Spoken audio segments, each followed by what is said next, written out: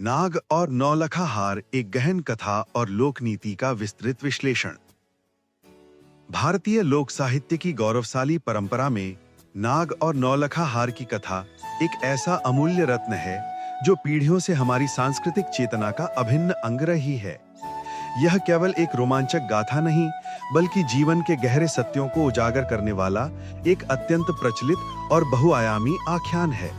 यह कथा, जिसे दादी नानी की कहानियों से लेकर नैतिक शिक्षा के ग्रंथों तक में सहेजा गया है, मात्र एक खोए हुए पति को ढूंढने या रोमांचक घटनाक्रमों की दास्तान तक सीमित नहीं है, बल्कि यह पतिव्रता धर्म की सीमाओं, मानवीय हठ यानी जिद के विनाशकारी परिणामों और राजधर्म के कठोर सिद्धांतों को बड़ी ही सूक्ष्मता से दर्शाने वाला एक गहन नीति ग्रंथ है। कथा का मूल उद्देश्य भौतिक लालसा यानी प्रसिद्ध नौलखा हार के रूप में और आध्यात्मिक शक्ति यानी नागराज या नागमणि के रूप में के बीच के शाश्वत द्वंद्व को स्थापित करना है।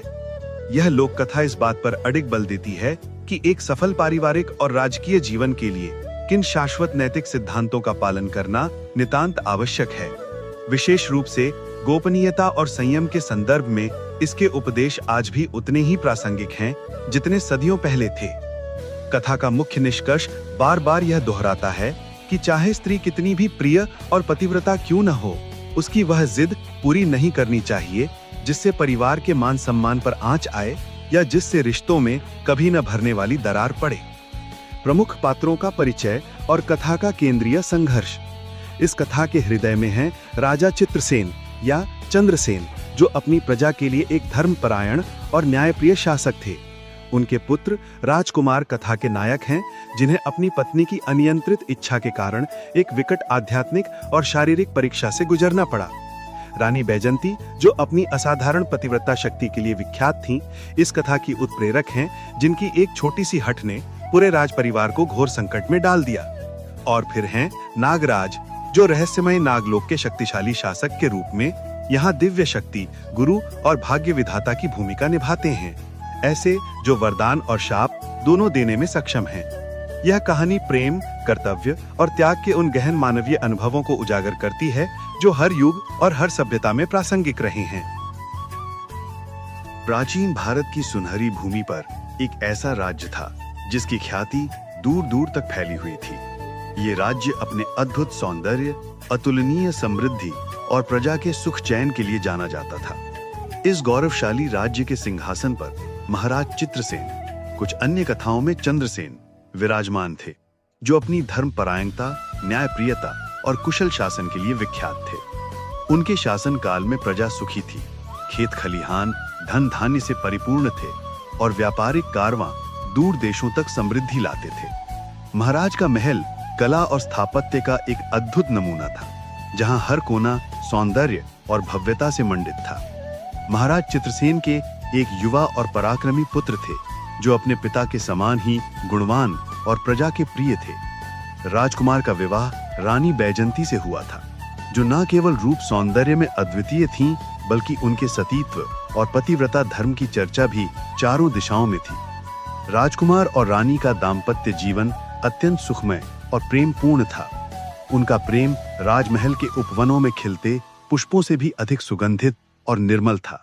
वे एक दूसरे के प्रति समर्पित थे और उनका जीवन आदर्श प्रेम का प्रतीक था।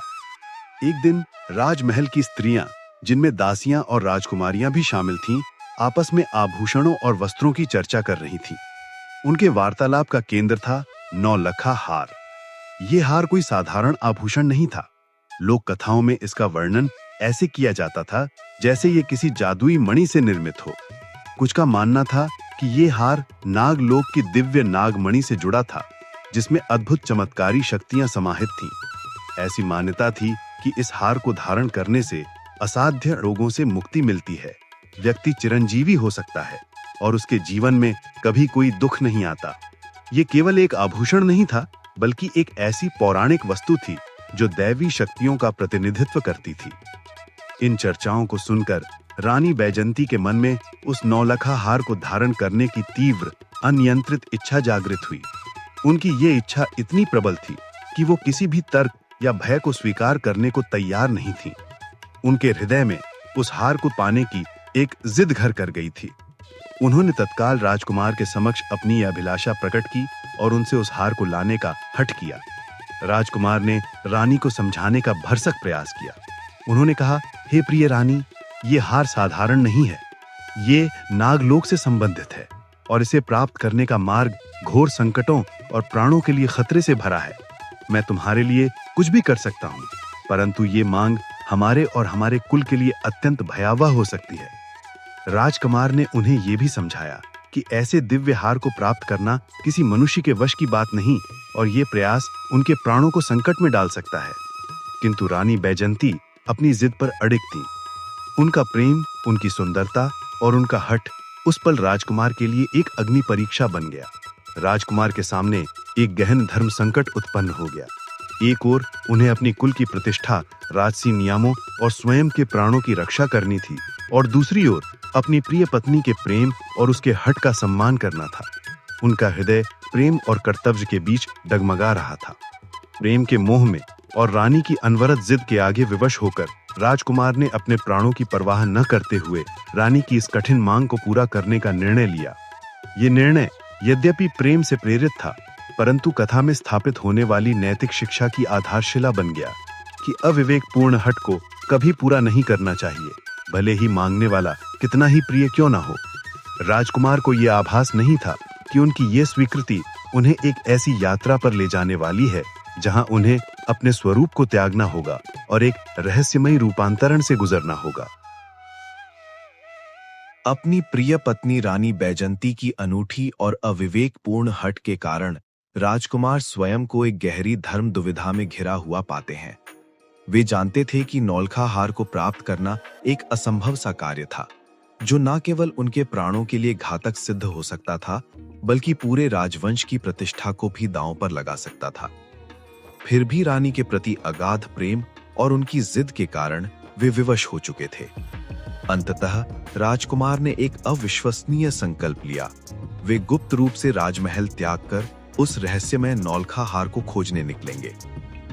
राजकुमार भली भांति जानते थे कि नौलखा हार का रहस्य केवल नागलोक में या घोर तपस्या के बल पर ही जाना जा सकता है। यह कोई साधारण भौतिक वस्तु नहीं थी, बल्कि दैवीय शक्तियों से जुड़ी एक पवित्र मणि थी, जिसकी पहुंच केवल विशेष साधकों या नाग देवताओं तक ही थी। इसलिए उन्होंने अपनी राजसी पहचान को त्यागने का निर्णय लिया। एक रात बिना किसी को बताए राजकुमार ने अपने राजसी वस्त्र और आभूषण उतार दिए। उन्होंने एक साधु का सरल भगवा वस्त्र धारण किया, अपने बालों को जटाओं में बांध लिया और अपने हाथों में एक लकड़ी का डंडा व कमंडल ले लिया। अब वो राजकुमार नहीं, बल्कि एक साधारण तपस्वी प्रतीत होते थे, जो संसार की मोहमाया को त्याग कर किसी गूढ़ सत्य की खोज में निकला हो। इस वेश में राजकुमार ने दुर्गम रास्तों पर अपनी यात्रा शुरू की। यह यात्रा मात्र भौतिक दूरी तय करने से कहीं अधिक थी। यह एक आध्यात्मिक मार्ग पर चलने के समान थी। नागलोक का प्रवेश द्वार केवल उन्हीं के लिए खुलता था जो अहंकार, सांसारिक आसक्तियों और गहरे से गहरे भय को त्यागने का साहस रखते थे। राजकुमार को पहाड़ों की ऊंची चोटियों को पार करना था, घने भयानक जंगलों से होकर गुजरना था जहां हिंसक वन्य जीवों का राज था, और उन गहरी अंधेरी गुफाओं में प्रवेश करना था जिनके बारे में लोक कथाओं में कहा जाता था कि वो नागलोक के द्वार तक ले जाती हैं। हर कदम के साथ राजकुमार की परीक्षा हो रही थी। उन्होंने राजसी सुख सुविधाओं को पीछे छोड़ दिया था। भूख, प्यास, थकान और एकांत उनकी यात्रा के साथी थे। यह यात्रा आत्मशुद्धि की एक कठोर प्रक्रिया थी, जो साधक से पूर्ण श्रद्धा, अटूट समर्पण और मानसिक दृढ़ता की मांग करती थी। इन वर्जित और अनजाने मार्गों पर चलते हुए राजकुमार ने धीरे धीरे सांसारिक मोह को पीछे छोड़ दिया। उनके मन से रानी के हठ से उपजी चिंता, अपने राज्य और परिवार की यादें धुंधली पड़ने लगी थीं। अब उनका एकमात्र लक्ष्य नागलोक तक पहुंचना और अपनी प्रतिज्ञा को पूरा करना था। इस एकाकी यात्रा ने प्रेम, कर्तव्य और आत्मत्याग के एक महान संकल्प का प्रतीक बन गई। घने जंगलों, भयावह गुफाओं और दुर्गम पर्वतों को पार करते हुए राजकुमार ने अपनी कठोर यात्रा जारी रखी। कई दिनों और रातों के अथक परिश्रम, भूख प्यास सहने और एकांत में ध्यान करने के पश्चात वे अंततः उस रहस्यमय स्थान पर पहुंचे जहां से नागराज का साम्राज्य शुरू होता था। यह स्थान किसी साधारण गुफा या जंगल जैसा नहीं था, बल्कि एक ऐसी अलौकिक जगह थी जहां प्राचीन वृक्षों की जड़ें गहरी थीं, पत्थरों से जल की बूंदें टपकती थीं और एक पवित्र सी शांति व्याप्त थी। यहाँ की वायु में एक दिव्य सुगंध थी और मंद प्रकाश में भी एक रहस्यमयी चमक थी। जैसे ही राजकुमार ने उस पवित्र स्थल में प्रवेश किया, उनकी दृष्टि एक भव्य और तेजोमय आकृति पर पड़ी। ये नागराज थे, जिन्हें कई पौराणिक स्रोतों में दिव्य शक्ति और गुप्त ज्ञान का भंडार माना जाता है, जैसे भगवान शिव के परम भक्त वासुकी या शेषनाग। नागराज का स्वरूप अत्यंत प्रभावशाली था। उनके सिर पर कई फन थे जो एक मुकुट की भांति शोभा दे रहे थे। उनके शरीर पर अनमोल मणियां चमक रही थीं और उनकी आंखों में गहन ज्ञान और प्राचीन शक्ति का तेज था। वे राजकुमार के आगमन और उनकी धर्म दुविधा से पहले से ही परिचित थे, क्योंकि नागराज तीनों लोकों की घटनाओं को जानने में सक्षम थे। राजकुमार ने अत्यंत श्रद्धा और भय के साथ नागराज के चरणों में प्रणाम किया। उन्होंने विनम्रता पूर्वक अपनी संपूर्ण विवशता प्रकट की। उन्होंने रानी बैजंती की अनूठी हट, नौलखा हार प्राप्त करने की अपनी प्रतिज्ञा और इस कठिन यात्रा के उद्देश्य को विस्तार से बताया। राजकुमार ने नागराज से नौलखा हार प्राप्त करने की अपनी इच्छा व्यक्त की और साथ ही अपनी इस मांग के पीछे छिपी प्रेम की भावना को भी दर्शाया। नागराज ने राजकुमार की बातें धैर्यपूर्वक सुनी।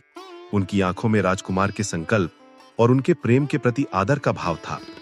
उन्होंने राजकुमार को हार देने की एक अत्यंत गंभीर शर्त रखी। हे राजकुमार, मैं तुम्हें नौलखा हार अवश्य प्रदान करूंगा, परंतु तुम्हें एक प्रतिज्ञा लेनी होगी। तुम्हें अपनी वास्तविक पहचान, नागलोक में हुए घटनाक्रम और अपनी मुक्ति के रहस्य को किसी भी मनुष्य को, यहां तक कि अपनी प्रिय पत्नी को भी नहीं बताना होगा। इस भेद को उजागर करने का अर्थ होगा स्वयं तुम्हारे प्राणों पर संकट आना। यदि तुमने यह भेद किसी को बताया तो तुम अपने मूल स्वरूप को खो दोगे और सदा के लिए एक रहस्यमय अस्तित्व में बंध जाओगे। राजकुमार ने बिना किसी हिचकिचाहट के नागराज की शर्त स्वीकार कर ली। वे जानते थे कि यह शर्त कितनी कठोर थी, परंतु रानी के प्रति उनके प्रेम और अपनी प्रतिज्ञा को पूरा करने की उनकी दृढ़ इच्छा शक्ति के सामने यह शर्त उन्हें छोटी लगी। शर्त स्वीकार करने के बाद राजकुमार ने नागराज से आशीर्वाद लिया। नागराज के आशीर्वाद और नौलखा हार या उससे जुड़ी नागमणि की शक्ति प्राप्त करने के साथ ही राजकुमार का स्वरूप बदल गया। यह परिवर्तन उसकी राजसी पहचान का त्याग था, जो नागमार्ग की एक दीक्षा प्रक्रिया को दर्शाता है। उनका शरीर अब पहले जैसा नहीं था। वह एक रहस्यमय, अलौकिक रूप में रूपांतरित हो गए थे। आध्यात्मिक रूप से यह रूपांतरण अहंकार और सांसारिक आसक्तियों का त्याग था, जैसे सर्प अपनी केंचुल छोड़कर पुनर्जन्म लेता है। राजकुमार अब एक ऐसे रहस्यमय रूप में रहने लगे थे जिसे कोई पहचान नहीं सकता था, और वे अपनी नई पहचान और नागराज की गोपनीय शर्त के भेद को अपने भीतर धारण किए हुए थे। वे अब अपने परिवार या राज्य में वापस नहीं जा सकते थे, जब तक कि इस भेद को गुप्त रखने की शर्त पूरी ना हो जाए। राजकुमार के रहस्यमय ढंग से गायब होने के कारण राजमहल में घोर शोक छा गया। सुबह होते ही जब राजकुमार अपने कक्ष में नहीं मिले, तो चारों ओर खोजबीन शुरू हुई, परंतु उनका कहीं कोई निशान नहीं मिला। ये खबर बिजली की तरह पूरे राज्य में फैल गई। पुत्र वियोग में महाराज चित्रसेन या चंद्रसेन की स्थिति अत्यंत दयनीय हो गई। उनके लिए ये केवल पुत्र का खो जाना नहीं था, बल्कि राज्य के भविष्य और उनके व्यक्तिगत अस्तित्व का भी प्रश्न था। ऐसा प्रतीत हो रहा था जैसे सारी बीमारियां उन्हें घेर रही हों। उनका शरीर दुर्बल हो गया, मन अशांत हो गया और आंखों से आंसुओं का झरना रुकने का नाम नहीं ले रहा था। महारानी भी पुत्र शोक में विह्वल थीं। राजमहल का वैभव फीका पड़ गया था और चारों ओर उदासी का साम्राज्य छा गया था। इन सब के बीच रानी बैजंती की स्थिति सबसे जटिल थी। उन्हें अपनी हट के भयावह परिणामों का गहरा एहसास हो रहा था। उनके कारण ही राजकुमार ने अपनी जान जोखिम में डाली थी और अब वे लापता थे। पश्चाताप और दुख की अग्नि में जलती हुई रानी ने दृढ़ संकल्प के साथ अपने पति की खोज आरंभ की। उन्होंने राजसी वस्त्र त्याग दिए और एक तपस्विनी का वेश धारण कर लिया। अपने सिर पर एक पोटली और हाथों में एक कमंडल लिए उन्होंने अपने पति की तलाश में दर दर भटकना शुरू कर दिया। रानी बैजंती की ये यात्रा केवल शारीरिक खोज नहीं थी, बल्कि उनकी अटूट निष्ठा और पतिव्रता धर्म की परीक्षा थी। उन्होंने अपने पतिव्रता शक्ति के बल पर कई बाधाओं को पार किया। वे गांवों, नगरों, जंगलों और पहाड़ों में भटकती रहीं, हर उस व्यक्ति से पूछती रहीं जो राजकुमार जैसा दिखता हो या जिसकी वेशभूषा साधु जैसी हो। उनकी आंखों में अपने पति को वापस पाने की तीव्र ललक थी। उनकी तपस्या और अटूट विश्वास के कारण अंततः उन्हें राजकुमार के गुप्त स्थान का पता चल गया। जब रानी उस स्थान पर पहुंची तो उन्हें यह एहसास हो गया कि अब उनके पति अपने मूल स्वरूप में नहीं हैं। राजकुमार नागराज की शर्त के कारण एक रहस्यमय रूप में जी रहे थे और रानी के सामने भी अपना भेद प्रकट नहीं कर सकते थे। वे अपनी प्रिय पत्नी को देखकर भी मौन थे। उनके चेहरे पर दुख और विवशता के भाव थे। रानी बैजंती ने अपने पति के परिवर्तित स्वरूप को देखा, लेकिन उनके मन में एक पल के लिए भी संदेह नहीं आया। उन्होंने पहचान लिया कि ये उन्हीं के प्राणनाथ हैं, भले ही उनका रूप बदल गया हो। रानी की सबसे बड़ी चुनौती अब राजकुमार को पुनः उनके मानव स्वरूप में लाना था। राजकुमार स्वयं नागराज की शर्त के कारण अपना भेद प्रकट नहीं कर सकते थे, क्योंकि ऐसा करने पर उनके प्राणों को संकट था। परंतु रानी बैजंती ने हार नहीं मानी।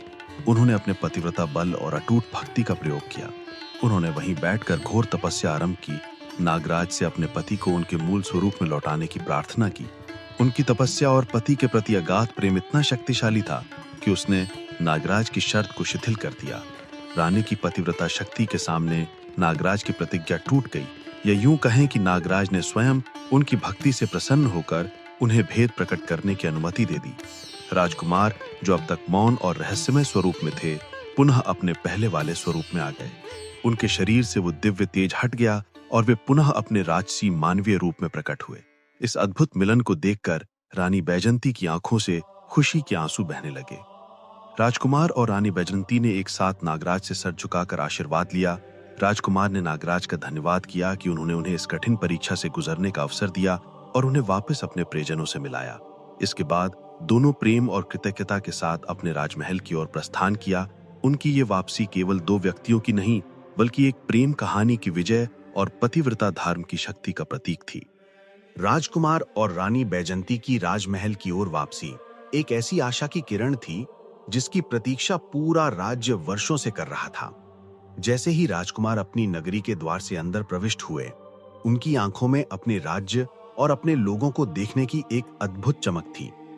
वे सीधे महाराज चित्रसेन या चंद्रसेन के पास पहुंचे, जो अपने कक्ष में पुत्र वियोग की अग्नि में जल रहे थे। महाराज ने जब अपने प्रिय पुत्र को पुनः अपने सामने खड़े देखा तो उनका दुख तत्काल दूर हो गया। उनकी शिराओं में जैसे नवजीवन का संचार हो गया।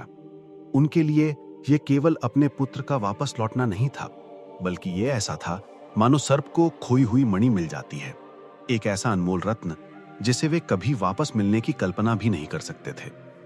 उनके लिए ऐसा लगा मानो समस्त बीमारियों ने उनका पीछा छोड़ दिया हो। उनके शरीर की सारी पीड़ाएं एक पल में समाप्त हो गईं। महाराज ने राजकुमार को गले लगा लिया और उनके नेत्रों से खुशी के आंसू बहने लगे। महारानी भी अपने पुत्र और पुत्रवधू को जीवित देखकर अत्यंत प्रसन्न हुई। राजमहल में एक पल में शोक का बादल छट गया और खुशियों की नई सुबह आ गई। राजा ने तत्काल पूरे नगर में खबर भिजवा दी कि उनका राजकुमार वापस लौट आया है। ढोल नगाड़े बजाए गए, तुरहियां फूंकी गईं और हर गली कूचे में यह शुभ समाचार पहुंचाया गया। इस घोषणा को सुनकर संपूर्ण नगर में प्रसन्नता का उत्सव मनाया गया। घरों में दीपक जलाए गए, सड़कें फूलों और रंगीन वस्त्रों से सजाई गईं। प्रजाजनों ने अपने प्रिय राजकुमार और उनकी साहसी पत्नी का फूलों की वर्षा कर स्वागत किया। हर ओर खुशियों के गीत गाए जा रहे थे और मिठाइयां बांटी जा रही थीं। राजा चित्रसेन या चंद्रसेन और महारानी अपने पुत्र और पुत्रवधू को वापस पाकर अत्यंत धन्य महसूस किए। उन्होंने भव्य भोज का आयोजन किया और राज्य भर में दान पुण्य किया। राजकुमार ने अपनी यात्रा के दौरान प्राप्त गूढ़ ज्ञान को अपने भीतर समेटे रखा और रानी बैजंती ने अपनी पुरानी हट के परिणामों से एक महत्वपूर्ण सबक सीखा। इस प्रकार रानी बैजंती अपने खोए हुए पति को वापस पा सकी और राजकुमार के पुनरागमन से राज्य में पुनः समृद्धि और शांति लौट आई। राजकुमार और रानी बैजंती ने अब एक नए सिरे से अपना जीवन शुरू किया। राजकुमार ने राजकाज में अपने पिता का हाथ बटाना शुरू किया और अपनी यात्रा से प्राप्त ज्ञान का उपयोग प्रजा के कल्याण के लिए किया। रानी बैजंती ने अपनी पुरानी हट को त्याग दिया और एक समझदार विवेकशील रानी के रूप में अपना जीवन व्यतीत किया। वे बड़े प्रेम और सद्भाव के साथ रहने लगे और उनकी कहानी पीढ़ियों तक ये संदेश देती रही कि धैर्य, प्रेम और त्याग के साथ हर मुश्किल को पार किया जा सकता है और अविवेकपूर्ण हट के गंभीर